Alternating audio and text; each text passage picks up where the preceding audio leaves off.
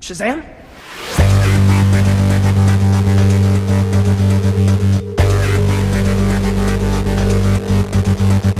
Peacemaker.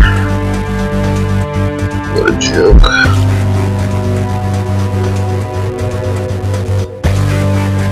My name is Barry Allen, and I am the fastest man alive. I am the Flash.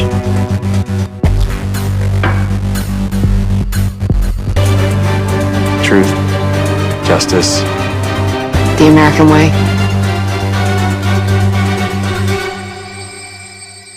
I'm vengeance.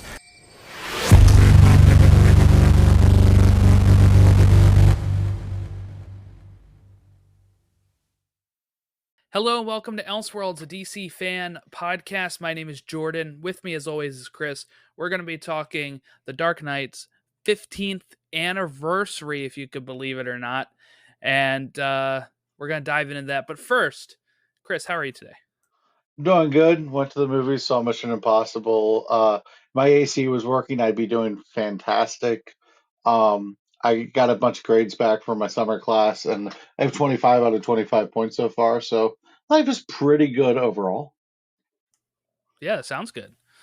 Sounds good. Yeah, I already exercised today. I've been eating well this week. I'm feeling pretty good as well. So we're gonna You, we're gonna dive you're into it you're here. beating me there. I just had popcorn, so I'm not eating well today. That's for sure. Yeah, the popcorn can be a little much at times. Um, but yeah, no, I'm planning to try to get to that movie maybe sometime this week. My wife's out of town, so it might be like a matinee on the weekend type of thing. I just have to watch the Fallout before I go because I haven't seen that. I've been catching up on these throughout the last week and a half or so. So, um, yeah. So a new movie experience I haven't seen before, Mission Impossible, until about a week and a half ago. Yeah, it's not really our jurisdiction on this podcast, but 9 out of 10 stars for me on this one. And yeah, I can't wait for to hear what you think of it because it was a lot of fun. Best action franchise in my opinion. Out when you get out of the superhero movies and you talk about action franchises, Mission Impossible to me is the top one. Yeah, we won't digress too much on here, but Oh yeah, the first two were kind of silly in my opinion. But starting with J.J. Abrams' third one, I got really invested. Um, agreed. while it's not our jurisdiction here, I do want to say for anybody listening, if you think that I have enough podcast as it is, I don't. And me and my friend Casey, we've been covering Secret Invasion over there for the Marvel Pod, but we've been talking about it for years. We're gonna do it. It's a podcast where each week we talk a movie that one of us has not seen because we have a few movies we haven't seen. He hasn't seen Lord of the Rings. He hasn't seen. I haven't seen Pulp Fiction. So those are the type What? of movie. Yeah. There you go. So those will be the type of movies we're talking about. I'm making a list now of what movies I haven't seen, and we've been texting back and forth. So that'll be coming sometime in September. But yeah, I'm really excited to dive into that when get to see some more classics I haven't seen yet. Mr. Podcast, Jordan. Yeah, too many. Yeah, but anyway, we're gonna talk Dark Knight 15th anniversary. We can kind of also talk about maybe where we were when it came out, what was the vibe, when we saw it, all that kind of good stuff. Because so this movie released back in July, same month that we're in currently. Oh, actually, yesterday was the UK, the UK anniversary. But July 14th is when it had the premiere. July 18th of 2008 is when it actually released to the public here in the United States. Of course, directed by Christopher Nolan, screenplay by Jonathan Nolan and Christopher Nolan, story by Christopher Nolan and David S. Goyer, and starring Christian Bale, Michael Caine, Heath Ledger, Gary Oldman, Aaron Eckhart, Maggie Gyllenhaal, Morgan Freeman, to keep on naming some, with music by Hans Zimmer and James Newton Howard. All right, so I guess when this came out, I was in my in my junior year of high school. That had just ended. I was going into my senior year of high school. I did not see this in theaters. I actually did not see The Dark Knight until after Rises it came out. Wow. So around probably 2012, 2013, I had to get it from the library. But that is when I watched it. When I was growing up, we didn't go to the movies as much. Like we went for like the big events like Harry Potter that my mom would take me to, or Star Wars. I didn't see Iron Man in theaters either.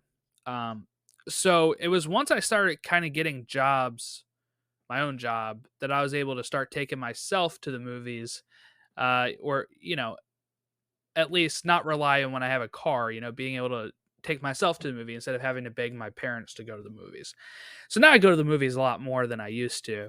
Um, but I actually did not see any of the Dark Knight trilogy in theaters when they came out. So all of those were DVD watches later on, and it's time for me. And I don't know why. I don't really know why I didn't ask. Um, Batman was a huge part of my childhood. I was, watching the animated series. I liked, the 89 and Returns and Batman Forever. And even as a kid, I probably liked Batman and Robin. And I guess it just, from what I saw, like previews and stuff, it just didn't really interest me as a kid growing up too. I was just kind of like, I wanted the more comic book fantastical Batman than what we were getting.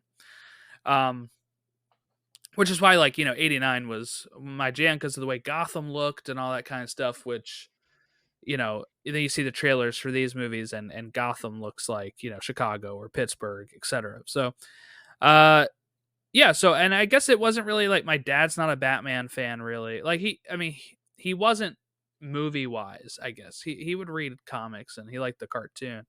My mom liked the cartoon too. But they never really seemed interested in going, so I never went.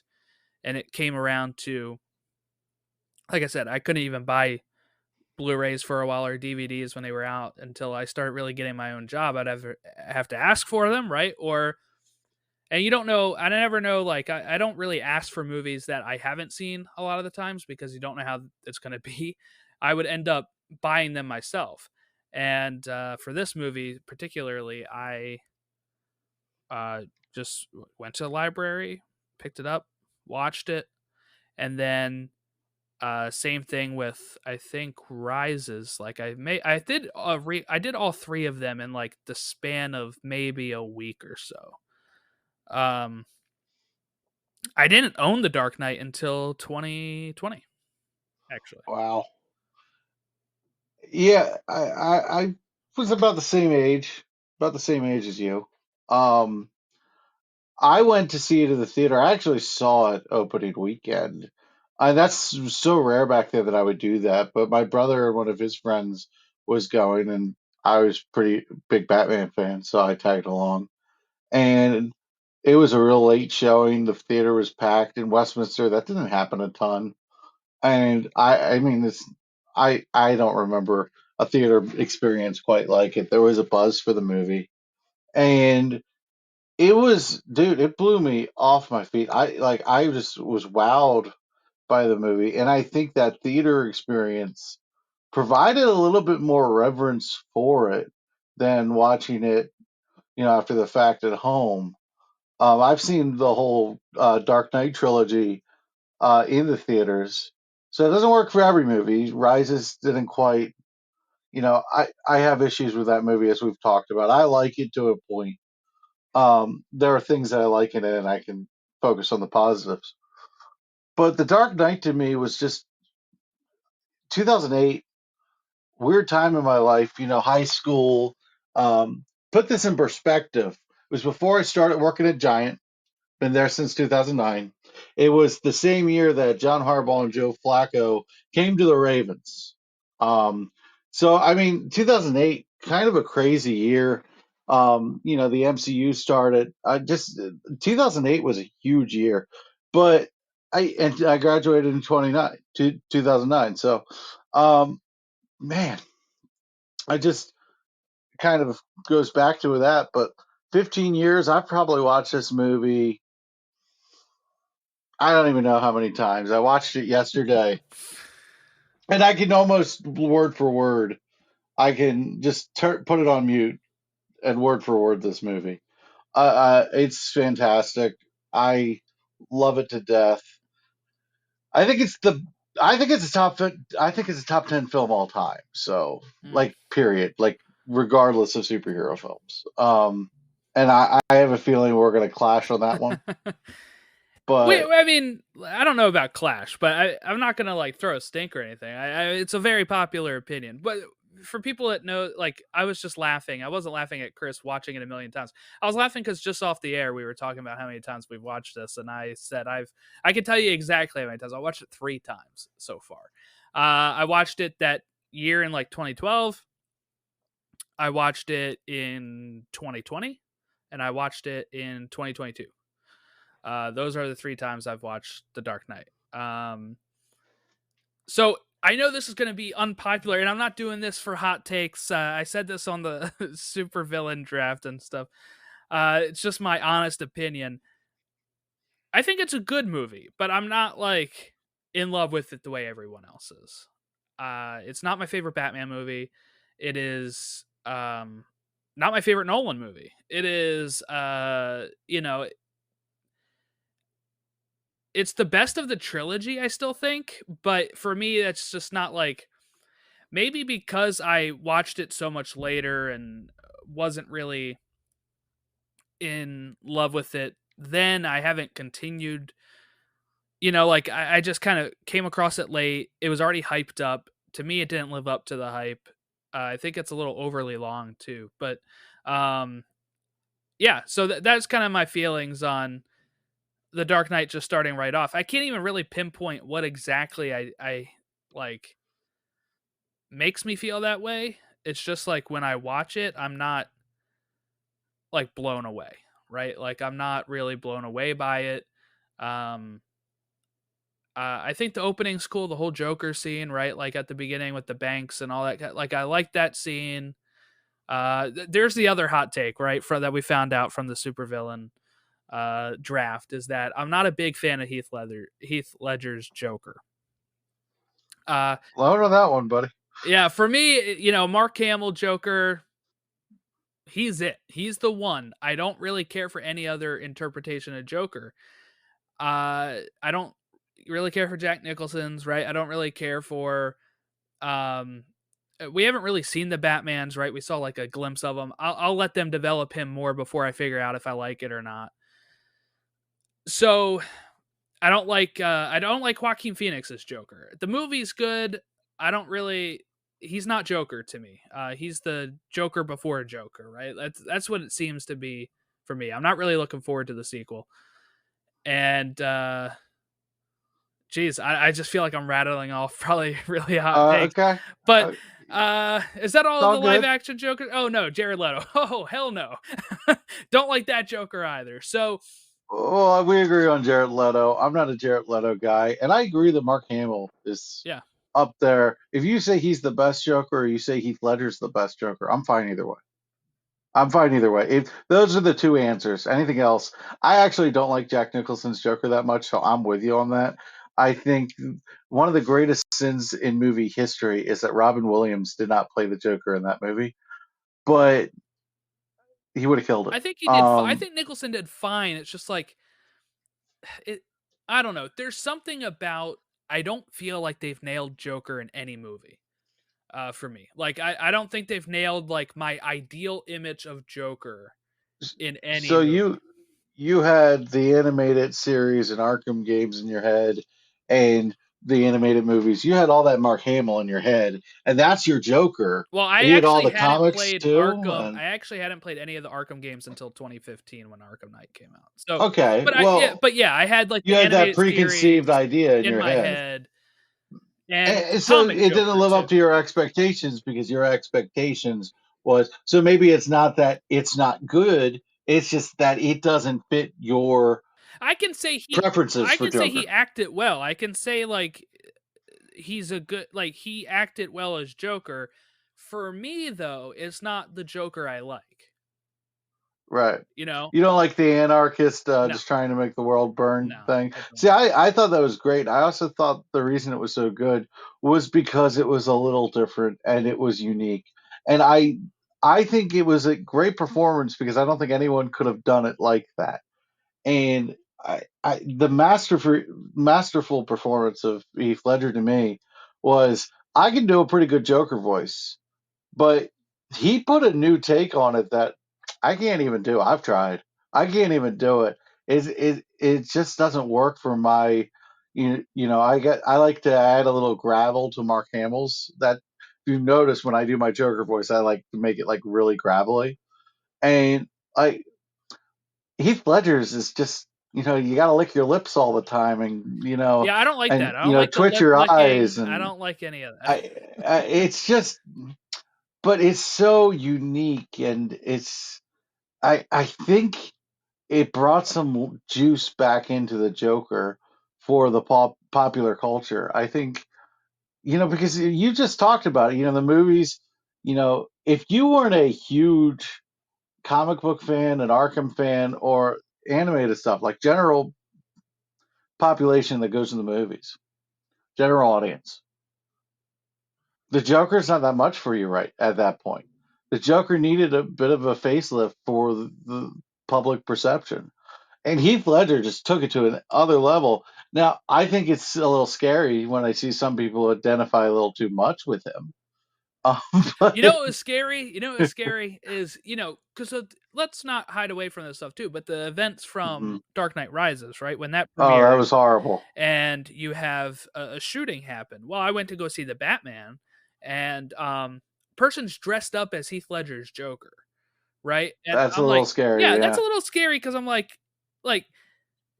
I feel like if it was any other villain, like if they're dressed up as Penguin, I'd be like, haha, right? But it's like the connotation of Joker, right? Like, If they were dressed up in Penguin, you would just think they were overdressed. yeah, yeah. Well, yeah, if it's Colin Farrell Penguin, yeah. But if they're like DeVito Penguin, you're like, oh, watch out. But it's like for some reason it's just like what Joker is and stands for. Like I would never cosplay as Joker because I like the character Joker, but I don't want to be seen as like a Joker like fanboy where people are worried about like me.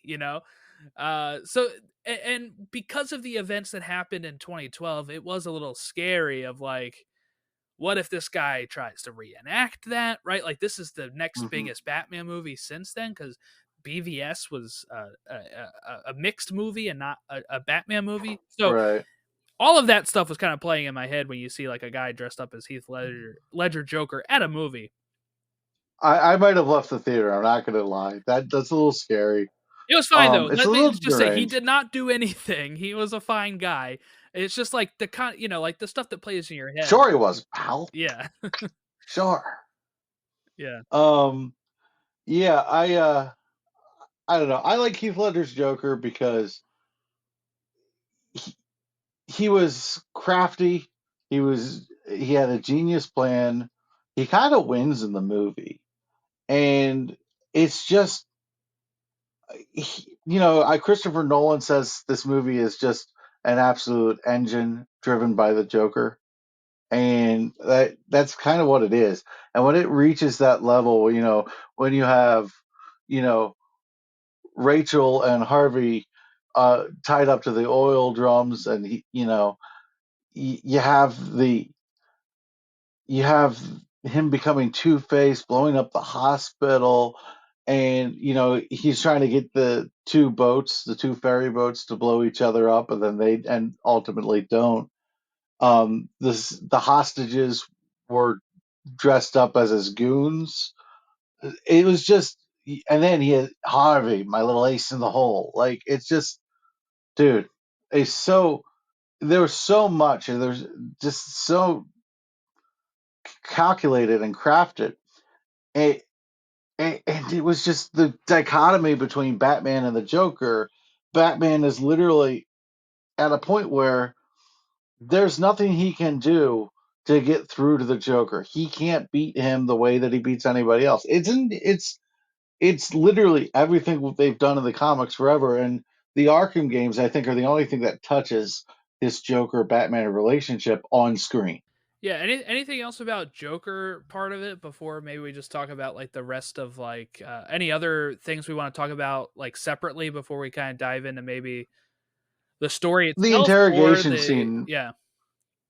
we just have to touch on that interrogation scene. That when Joker is getting pummeled and he's laughing and he likes it, and then he is talking to after Batman beats him up, he's talking to the cop, asking him how many of his friends did he kill. I just all I want is my phone call. He's just trying to get this guy to lose his cool so he can go through his plan. That scene is one of my favorite scenes in all of movies. It's fantastic. Let's see here. I don't have too much to say about that scene. But I guess overall, let's talk also about a casting change, right? They moved on from Katie Holmes and brought in Maggie Gyllenhaal for Rachel Dawes. So I guess what was your thoughts on the change here? Do we know why that happened? Was she like not available? I can't remember. She turned down a Turn it contract. down. Okay. She didn't want it. And I believe that was when she was in the midst of all the Tom Cruise controversy stuff. So that probably has something to do with it. But I actually think it's an upgrade in terms of acting quality. I think Maggie Sawyer did a really good job. Gyllenhaal, not And Sawyer. I apologize for that's my dumb of the day.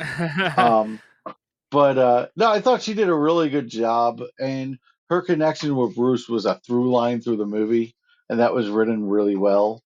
And Alfred burning the letter is one of the scenes that pops out in my head, and I thought she was a very awesomely written character. She was very balanced. She was, you know, never in. She was never against Batman, but she never was what Bruce wanted it to be because he needed Batman. I enjoyed her involvement in the movie. I thought it made Bruce a more interesting character.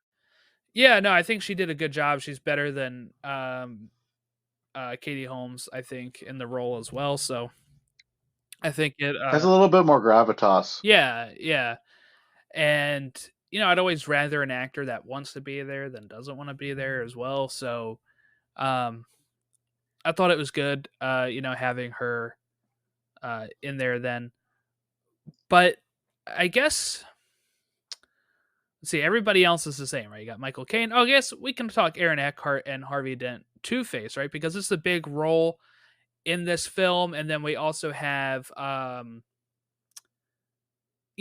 his legacy affects The Dark Knight Rises, which we're not really going to touch on much here, but the way that they have this thread continue into the next film is with the Harvey Dent law type stuff. But I guess your thoughts on Two-Face, because I think we kind of got into it a little bit in one of the shows recently, maybe the Supervillain Draft, where we all kind of said, in my opinion, I think he shouldn't have died in this. I think that he should have been maybe not even Two-Face in this movie. I think you could have had him just be Harvey Dent and then become Two-Face in this movie and then it go into the next one or something. I think there's another movie here that they could have done without just killing off Two-Face. This is kind of my problem with I agree. what we've talked about before about what the early 2000s and before handled their supervillains, right? It was always they get killed off pretty much. And with Harvey Dent, like he was barely ever Two-Face, and I think that's a problem I have with this movie too.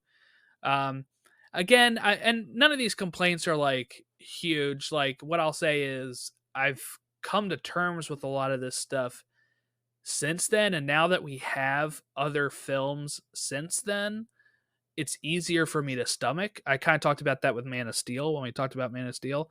But when we have like another set of films afterwards now that are touching on things that I did like, it makes some of the stuff that I didn't like in this one, like, oh, that's just another universe, right?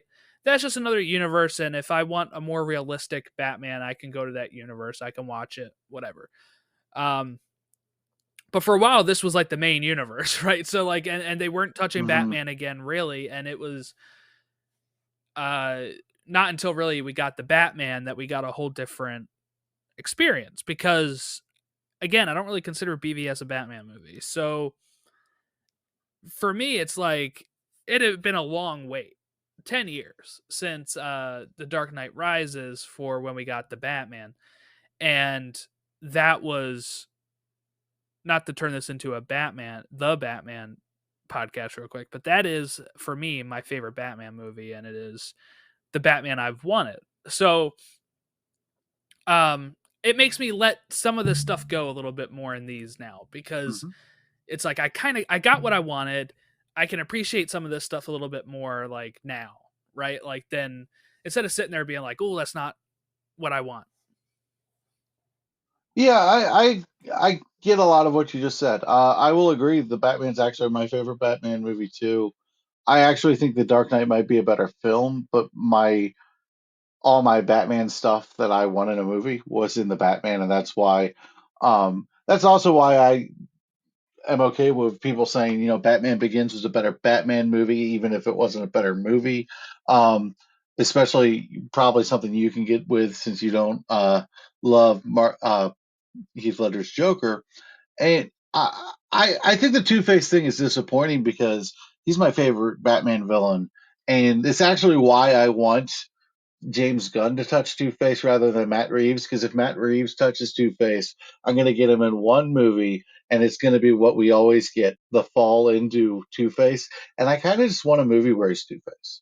I have so many outlets, so many comics, But so what if many. that's not how he does it, right? Let me just pitch to you that Mhm. Harvey Dent appears in the second movie here and does not become Two-Face, and then in the third movie becomes Two-Face. And in the second movie, he is just Harvey Dent, and the main villain is If we get a something Batman else. Part Three, Yeah, I think we if will. we We get a definitely Batman will. Part Yeah. Three. Well, with James Gunn's DCU, I have some reservations if that's going to happen because a conflict of interest and, who's running the studio. And Yeah. because it's an Elseworlds, it's possible. But I also think the more you do the Elseworlds thing, the more you're kind of poking the Snyder cult in on the shoulders and going, ha ha ha, ha ha ha, which isn't really fair. We shouldn't have to worry about that. Well, But let, I disagree with that. I disagree with that, because even if you didn't have the Elseworlds labels, they would still be asking and begging for it anyway. And here's the thing too: Elseworld labels are gonna happen for stuff that was popular. I'm sorry, but the Mhm. Zack Snyder universe was not popular. It wasn't. And when you look at it that way, that the Suicide Squad outperformed Zack Snyder's Justice League on HBO Max and was more popular than something that people were begging for, then there's no way that they would continue that universe at all. So I could Mhm. totally see, like, for me, I'm hedging my bets. If I'm Zaslav and James Gunn, they're releasing Batman Part 2 before Brave and the Bold. If that does really well, we're talking 800 million to a billion, then uh then you see Brave and the Bold come out and it doesn't do that much, then hell yeah, I'm putting out a third the Batman. You know what I'm saying? It's Because fair. that's the popular Batman at that point. So I think they won't like cut it off if it isn't gonna continue to be popular. But I think they'll let him have his trilogy. They're still letting him do the TV shows and stuff. So I'm hopeful. I'm hopeful that we're getting more. It's Warner Brothers. I always play it with a Different regime. grain of Different salt. regime. Fair enough. I will say that, but Zaslav is also a cheap bastard. And pay your damn writers. But Two Face. I we didn't get enough of him in it, but it was a great Harvey Dent movie. Harvey Dent was the White Knight. He was the hope for Gotham. He was the idea that could save. He was the hero they needed. Um, and that was the through line, not the hero we deserve, the hero we deserve, not the hero we need. And you know, he was also part of the Joker's plan. So if you don't have Harvey Dent, then the Joker's plan kind of fails. And he was the insurance. He was the way that Joker was going to win this movie. And I, look, I thought Aaron Eckhart was fantastic. I think the line that you either die a hero or you live long enough to see yourself become the villain is one of the iconic lines from this movie. I thought Aaron Eckhart was very charismatic. I thought he was charming. And it makes it sad. It adds some weight and some heaviness to the movie that I think makes it just legitimizes so much. And he works so well with Christian Bale's Batman and Heath Ledger's Joker. And it's just I was very impressed with it. And I thought him and uh, Rachel had great chemistry in the movie, and it made it really believable. That when he's begging them to save Rachel, not him, and he burns up, and there was a lot of good with Harvey Dent. It was a great Harvey Dent movie. I just wish I had more Two Hmm. Face. That's it. I mean, I have no complaints with Harvey Dent. And the fact of the matter is, Harvey Dent is Two Face, and make your own luck in the coin. There was a lot of stuff there. It just wasn't.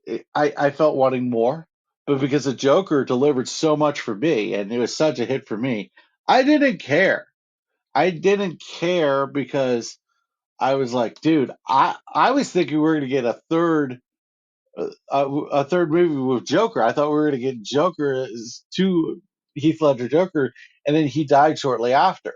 So that was a tragedy because if you can't tell me if he stays alive, rises happens like that. No, Well, he Joker passed would have had before another it movie. premiered, right? It shows like I don't January know. 2008, because I remember that was being Oh, you might be that was right. when the beginning of what I would say is the hyping up of the Joker started, because everybody did the whole thing where they say, "Oh, this character takes a toll on you," and it was depressing him so much he killed himself. And that's not really. I don't think there's any actual proof of that. He was, um, Jack Nicholson seems to be doing fine, guys. Mark Hamill's fine, right? Like, I mean, like, really, it is only the one person who's really had any problems, and that may have just been. Hey, Caesar Romero is still alive, right? Oh, I don't know if he's still alive now. Is he?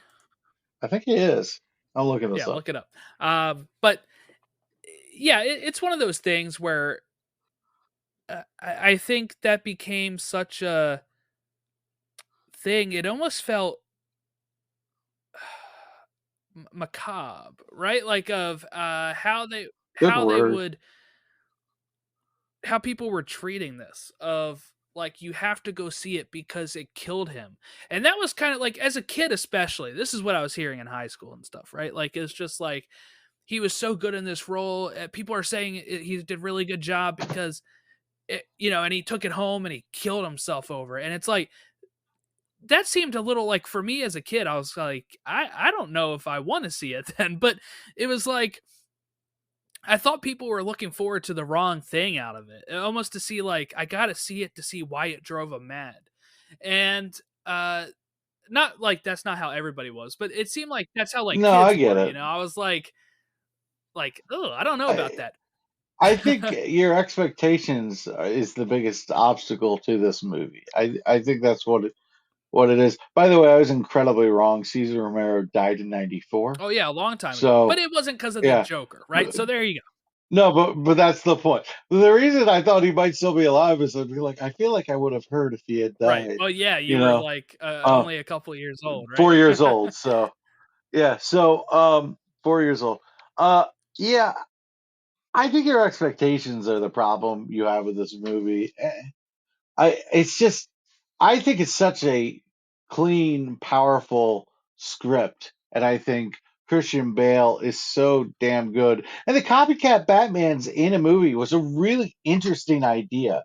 And what makes you different? I'm not wearing hockey pads. I will say though, Um, after we were watching it recently too, I feel like this is the movie where yeah. Bale's voice gets off track. When I was watching Batman Yeah, I agree. Begins, I was like, "Oh, it's not that bad of a voice." And then like rewatching The Dark Knight, I'm like, "Oh, this is when he started doing it." Well, he has that awesome scene in Begins where he goes, where the guy's like, "I swear to God," and he picks him up on the Mhm. grapple and goes, "Don't pray to him, pray to me." And it's like perfect, pitch perfect. And then the hockey pads line, and then some of his lines with Gordon.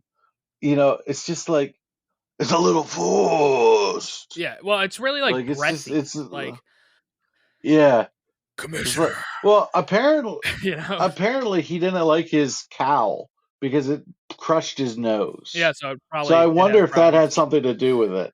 So apparently he was really miserable making this movie because he couldn't pee and he couldn't Mm. breathe. So like it took him forever to get out of the This suit just shows me I apparently. could never be Batman, right? Like I could never play the role because I have a small bladder. So I would actually they'd get me back in the suit and I'd be like, "Guys, we got to You would pause. just add a We zipper. got to pause again." Because Bale's advice to Yeah, yeah, Pattinson yeah. was make sure they have a zipper. Um, well, but I actually think the opposite. I think Batman's not so bad because like he doesn't have a full mask. Spider-Man I'm claustrophobic just thinking about that mask. Like it freaks me out. Like I don't know how you breathe. Like COVID-19 I was a good boy, mask over the nose. I hated it. Now, was I at the point where I was complaining about it constantly and like fighting it? No, because I wanted to be safe and protect other people. But I didn't find it fun.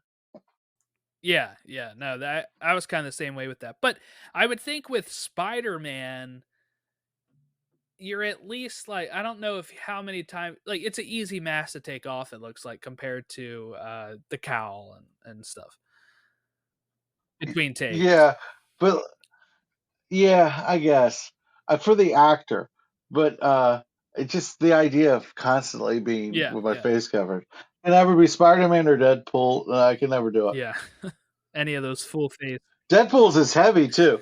That mask looks Yeah, heavy. it does. It's like a tougher material than the Mm. Spider-Man suit. And he's got like regenerative properties, so why is it thicker? Like you think it would be thinner. This got off base. um yeah, so they have I guess what do we want to talk about next with it? Maybe the legacy of the movie or Yeah, well, I feel like we've already talked about the legacy by you taking a sledgehammer to it. I uh I think this movie is a great case study in Batman and in perseverance and to make Batman dark without making it so unbearable. There's so much color to this movie. I know a lot of people say, "Oh, it's so dark," but the Joker, the all the there was little bits of humor. There there was a lot packed into this film, and I just thought it was. I think it's how you do Batman. I think this movie is a case study in how you do Batman, his impossible fight, a fight that he can't win, and why he is the Dark Knight. The silent guardian, a watchful protector, a Dark Knight. That's kind of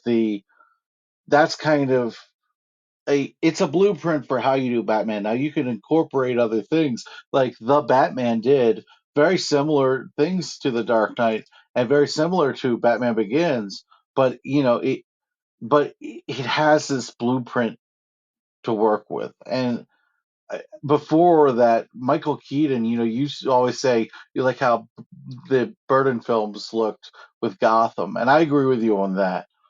But the world that Batman has in the future movies it's mind blowing. I sometimes don't love the look of Gotham. I agree with you that it looks too much like a regular city, but the themes and the things you're dealing with Gotham, it's just pitch perfect. Yeah, so this movie was is constantly hailed now as one of the best superhero movies of all time. It was it nominated for an award? I was looking at. I just saw it somewhere. Now I'm trying to figure out. I think Heath Ledger won post mortem. Where is okay? Here it is. Oh no, this doesn't state if it was. Oh, okay. Here we go. He was yeah, he received posthumous awards for best supporting actor, which was making The Dark Knight the first comic book film to receive major industry awards. It broke several box office records that year, became the highest grossing 2008 film and the fourth highest grossing film of all time at the time, not anymore, and the highest grossing superhero film. That lasted maybe 4 years when the Avengers took it over. Um, but yeah, so that was the kind of what the critical reception was, right? Like, I don't think in 2008 we were too worried about Rotten Tomatoes. It was a lot more about like just what people were saying and awards and box office, all that kind of stuff. It was a simpler time. Yeah, it's a little easier back then, right? Where you just saw a movie if it interests you and not like, what's the Rotten Tomato score? Where people come out with agendas on the Rotten Tomato Well, this score. is a very common theme I'm seeing. This is a very common theme. I'm going to the theater. The people in the theater are leaving saying, "Hey, that was good." And most of the people I know that have seen it like the movie. And yet you go online, it's the worst thing that ever happened. It's an insult to every character that was ever written by every writer. It's just horrible. It should be locked up in jail. It's so bad. And then, you talk to people about it in real life and they liked it. I don't understand it. I legitimately don't understand it. Now, to be fair, with the Flash at least, I know people who liked it and people who didn't like it. But Right, right. but like but like Mission Impossible is kind of doing underwhelming, and Indiana Only Jones is doing doing underwhelming. well, yeah, but Mission Impossible is only really doing underwhelming when you look at box office. Like, the reception has still been really good, Right, that's fair. so I'm kind of confused by it. But Well, you know, it's like a great movie that people just don't care about. Um, I think Indiana Jones is a great example of people just don't care right now. But which is sad because it is a tentpole franchise. Although I don't care about it to be honest. I didn't see it in theaters. I plan on watching it on streaming. But yeah, well, it's that was weird. another 2008 movie, Kingdom of the Crystal Skull. Another There we thing go. I saw in theaters. It's weird. I I saw did that. see that in theater. Yeah, I I did. saw that in theaters with my family. I think on vacation, if I'm not mistaken. Hmm. Um, See, that was probably my summer 2008 movie because my parents like uh Indiana Jones, so mhm. we all went to see that, and that was around the time Iron Man was out, so we kind of skipped Iron Man at that point, and I guess we saw this, and then by the time Dark Knight comes out, you're like, oh, we already went to the movies this this summer. Yeah, you heard it here first, folks. Kingdom of the Crystal Skull over Iron A Man. better movie than Dark Knight. I'm just kidding. I I will leave right now. Like, I actually don't even dislike Kingdom of the Crystal Skull that much. Like, I don't find it this No, horrible I like film. it actually. Yeah, I But don't if you dislike it. say it's better than Dark Knight, I will leave right now. Oh my um, goodness. Um, yeah, I think it's just a movie that everybody loves. Batman fans adore. It's just I its legacy is cemented. I think its legacy is the one thing that's I think I wish it had better legs after it. I wish Rises followed it up the way that I wanted it to. I wish that we got. I wish Heath Ledger never died and we got more Joker. I wish we got more Two Face. I, you know, there are. I think that that's part of it.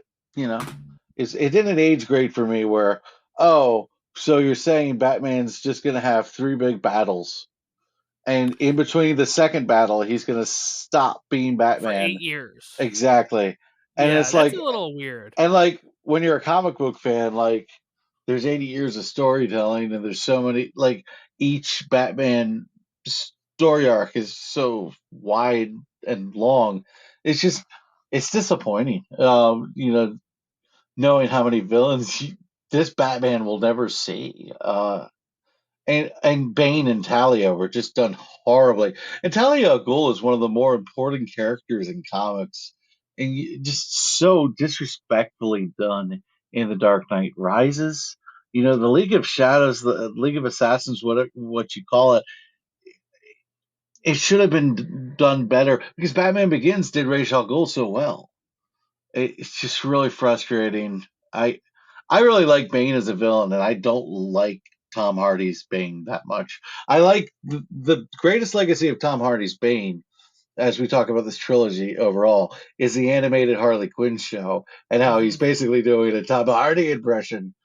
And the Valentine's Day special they had this year, where Bane is worried about the size of his thing, Mm. and he gets the magic spell to and uh he ends up destroying buildings by like humping buildings. It's like because he's towering over. It's one of the funniest things I have ever seen in my life.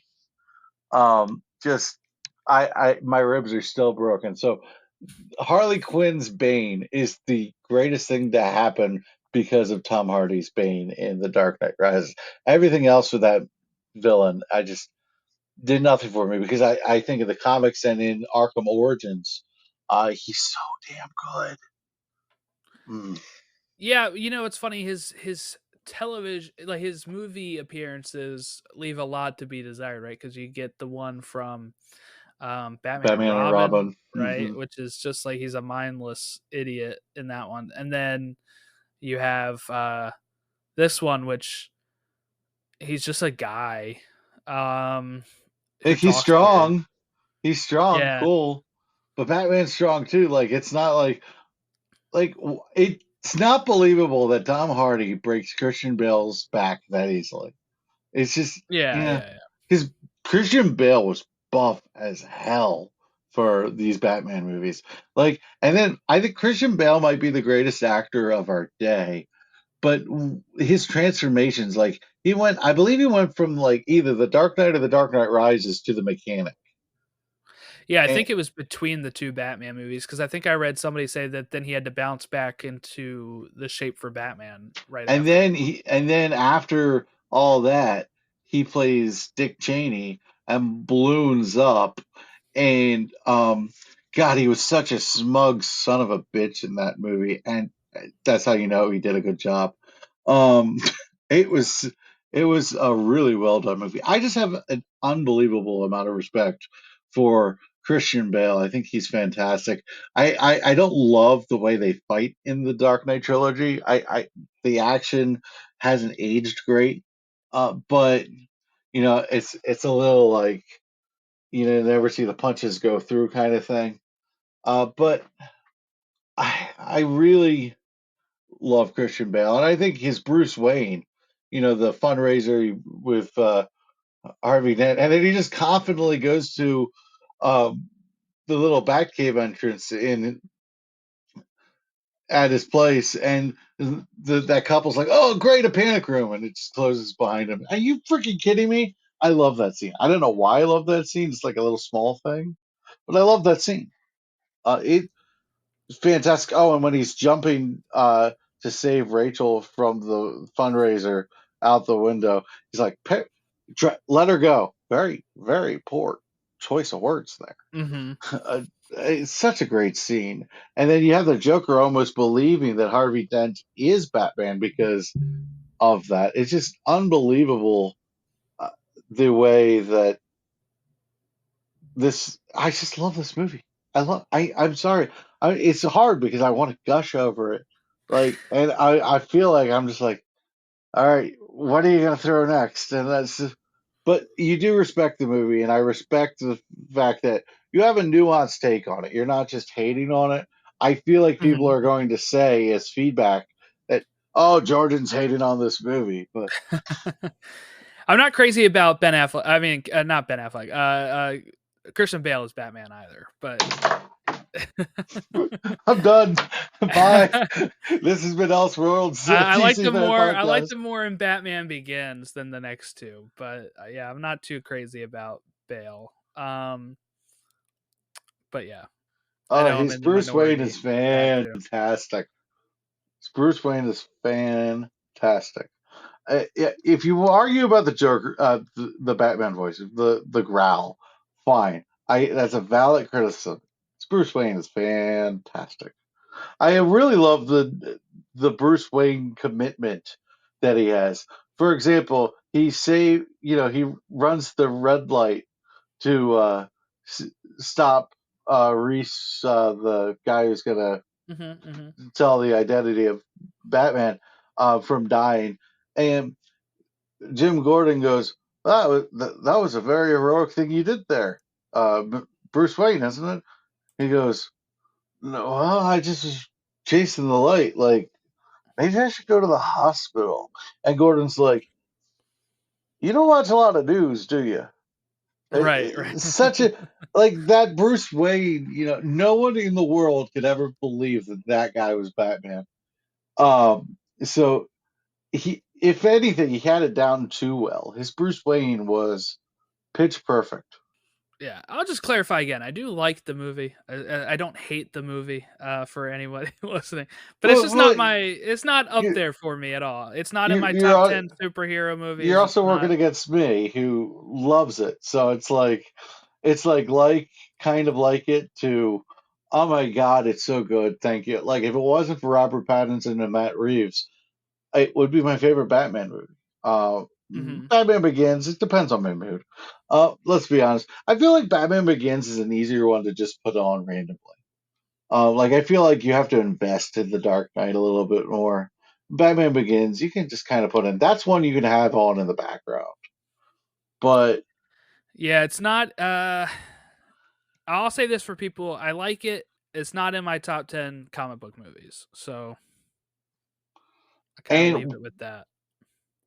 to leave you with a sense of excitement and a little tease for more, we are going to do a superhero movie draft Yes, sometime with soon. Ron. Yeah, we've done two shows with Ron, and they've been a blast. For the people who don't know, I was originally going to start a show called Multiversal Omnibus with Ron, and then things happened, and he kind of backed out of that, and wasn't in the place to like do it. And then he's like, "Hey, I got this great idea for this," and it's so cool to podcast with the guy, one of my best friends, one of the best people I know. Just awesome, awesome to have fun with him, and I'm glad that you two are becoming friends too because Hmm. that's really fun. It's a lot of fun.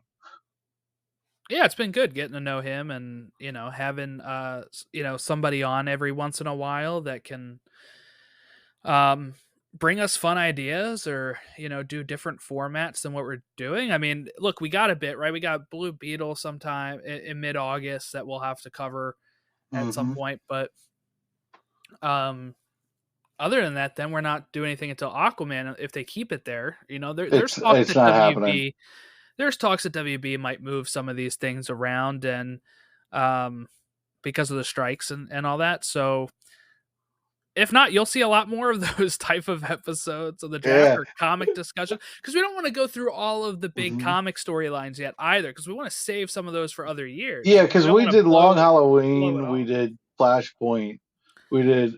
Have we? Well, We haven't done All Star Superman. That's one we we should get haven't. into. Maybe that'll be closer to Superman. But Yeah, Superman Legacy. uh next year, I want to talk about this too. Next year, they've Hmm. already announced what they're doing: Watchmen and Crisis on Infinite Earth as the animated films. Oh yeah, we totally got to do that. So we'll definitely. I haven't watched Watchmen. I haven't read Watchmen, so maybe that'll be something we can get into. But I also haven't read Crisis on Infinite Earths, the comic, yet. So maybe next year around then we're reading the comic and then talking about the movie or I would something. love to read the comic because I actually bought the comic as like a hardcover Hmm. back when I was really just getting into comics, and it was a little too involved. There's a little too many things tied into it, It's a long. and It's I 12 issues or something, right? It's a yeah, lot. and it's a lot, and it's a lot of stuff that wasn't really I hadn't built my roster of DC knowledge. Like so it was a little overwhelming for me. So I'd love to actually go back and finish that thing because I bought it, started it, and just never, went to. I was like, this doesn't really feel like my alley. Maybe I'll come back to this when I read more, and then I just never went back to it. I was going to go back to it for the Arrowverse doing, Crisis on Infinite Earths. I just never did. So it's a thick hardcover book. It's a real thick hardcover book, and there's so many characters. There's over like 300 characters in that book. It's insane. Yeah, so we'll have to get to that and see it. But yeah, I'm excited for those animated films coming out. I know some people are down on the fact that they're doing Crisis, but uh it hasn't been officially revealed if it's a part 2 or a 3-parter or anything. So I'm waiting until we get more information about it, cuz usually they do more than 2 animated films a year, right? And Yeah, they only they have 2. So I assume right. both of them will have multiple parts. So before really, That's what I would think. that makes sense. I'll tell you what, these animated movies, if you're getting upset about them, they're so low stakes. Yeah, You know the they greatest are. thing. They are. You know the greatest thing about an animated movie is if you don't like it, you get a bunch more of them, and you can have ones you like and ones you don't like. It's not like these live action movies where they're just shoving money down a hole and they're saying grow into something amazing and you have to be like $1 billion or you're nothing. It's funny to me because w- these animated movies are such a treat because they don't even really have that much of an incentive to give them to us. Like if they stop giving them to us, there'd be some upset people, and we'd all kind of get over it. Yeah. Yeah, like you said, the animated films are so, you know, I I don't even think they're all that great at times. There I are some of them that are not good. Right. I mean, like the animation, even at times, like Mhm. these are not big budget movies, right? These No, are small budget movies that you all know. look the same. Like Right, right. They keep so a many of them style look the throughout the same. universe. Yeah, Actually, one of the things I'm noticing with my adventures with Superman is there are animation styles I just don't like. I don't love the animation style. It doesn't. I don't like it. I like the story. I like the characters. I like the acting. The animation style, it's a big deterrent. It's going to keep it from being one of my favorite projects. But it's fun. It's a weekly thing. Cool. But anime style, it doesn't quite work with me. yeah. I'm not a big anime guy, so. Anything else about the Dark Knight? I know I probably put a damper on this for people, but tried not to. The Bat Pod was fantastic. I love the Bat Pod and the scene where Joker's going, "Come on, hit me! I want you to do it. Hit me! I want you to do it." Absolutely fantastic. Um, I think we hit on all the stuff. I could just wax poetically about how much I love this movie, so that would get pretty boring for you. I think we're good on that front. All right, awesome. Well, we'll start wrapping it up here. I'm not sure what next week is. It might be the draft. It may not. It's going to be coming up at some point. If not, we'll be talking about something before we get to it. We'll Um, come up with an idea. yeah, yeah. So sit tight, download the episode when it comes available, and listen back. But thank you all for watching and listening. all of our handles for the podcast is at Elseworlds DC Fan on all of your favorite platforms. What's Twitter now? Is it X or is it not? We don't really know. But you can catch us there at Elseworlds DC Fan, Facebook, Instagram, Threads. Email us if you want to email us. Elseworlds at DCFan. Elseworldsdcfan@gmail.com. But thank you all for watching and listening. We'll catch you next time. Have a great rest of your week.